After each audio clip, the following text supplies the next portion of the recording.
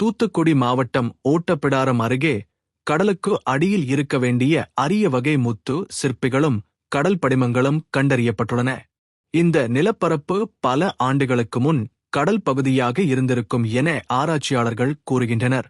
இங்க வந்து நாங்க ஒரு 2 கிலோமீட்டர் ஸ்கொயர் ஏரியா இருக்குது. இங்க நாங்க ஆராய்ச்சி பண்ணதுல இங்க ரொம்ப இன்ட்ரெஸ்டிங் இன்வெர்டிபிரேட் சாம்பிள்ஸ் நிறைய இருக்குது. இது ஒரு 10,000 12,000 வருஷத்துக்கு முன்னாடி உள்ள ஒரு கடலா இருந்த இடம். இந்த இடம் ரொம்ப ஆச்சரியமா இருக்கு பாக்குறதுக்கு. இதை வந்து நிறைய சாம்பிள் கலெக்ட் பண்ணியிருக்கிறோம்.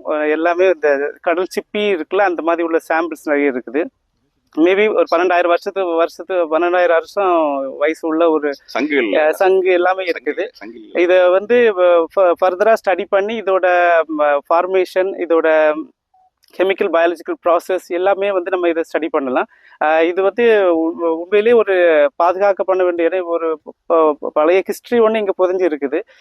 இந்த பகுதியை ரொம்ப பாதுகாக்கப்படணும். ஏன்னு கேட்டிங்கன்னா, இது வந்து ரொம்ப அபூர்வமான ஒரு நிகழ்வு. அது நம்ம ஏரியாவில் இருக்குது.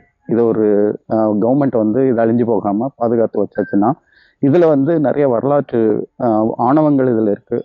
அந்த 12,000 வருஷமாக கிளைமேட் எப்படி இருந்தது, என்ன நடந்தது, இது மாதிரி தெரிஞ்சுக்கிறதுக்கு இந்த பாறை ஓடுகள், பாறை அடுக்குகள் வந்து ரொம்பவும் யூஸ்ஃபுல்லாக இருக்கும்.